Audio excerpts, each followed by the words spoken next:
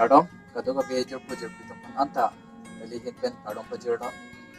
kaduga kita misen sanlang pusi neli hila basi pini nang itum apan misen video mati kapre video ke banji kapugadi tami nang itum hala video thumbnail pilang pencin tai ko ini bangke ni nang itum pena support pinanji mate akerap pinanji mate akerap ke hanggi pansi la bangso video banai do basi neli ipu damji ko bangke non dom online pen idun punon ikan punon pen ke kapre ka kacipati pon topikan nasi neli stame hala muka studio dum pen organize pon dancing competition nasi labang so competition nong neli kacipati tin lo pen ke non amat ke third as standard nong sini dun pom na nasi neli mathalo nang le tum pen akerap man hang lo mate nang tum panjong snak share lo kudang ke nang tum kadoga vita neli panang cerap man chitu dun po da pen ke neli panang support dun po basi neli ningki thepen pini nang tum angno uthot ke bang tu nasi aprang si neli mithang basi chin introduce paprang po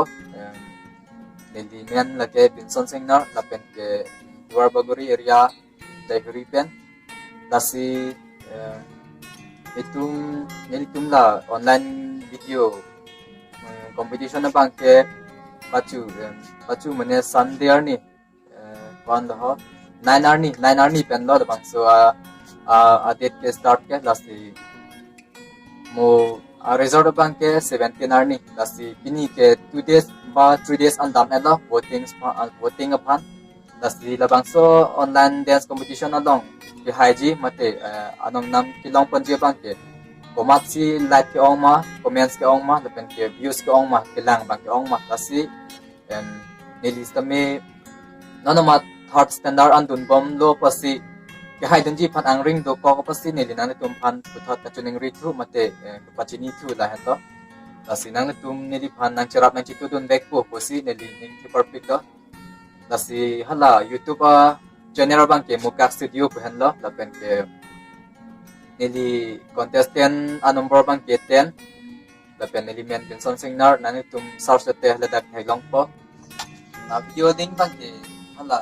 neli video description nong neli po lapen ke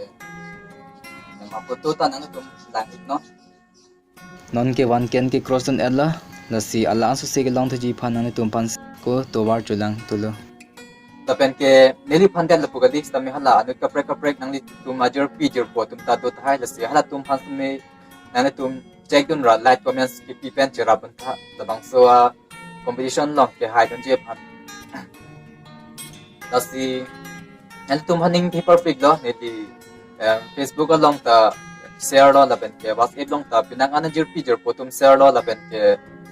pinang anajur pijur po tum bangke un anili phanta nang support dun lo nang share dun lo like comments nang pitun lo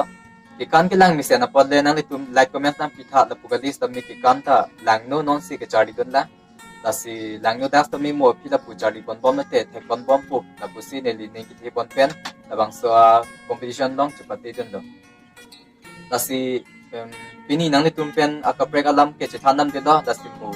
nang tum ne li phan support po la pen ke like comments nang pitun po nang share pi po pusi ne li ne ke perfect lo lasi mo na sunday ni mate 17 ni labang so ni ke resort pi po lasi labang so ni anardo kadite monday ni without ne li video one to po komasi ka hai ma la pen ke komasi pasanong nam kilong ma pas second third bang doji ne winne kita pudai test tami pasatan gitu po lasi komasi views ke ong ma like ke ong ma comments ke ong ma lasi ningche te perfect lo nang tum nang cheram nang chitu dun back po usi lasi nililam thelansin ton kok lo mo sunday ni mate monday ni 17 ba 18 ni de putha de tum kadogo vita chitong tuna lasi kadogo vita dumi thang mi kardom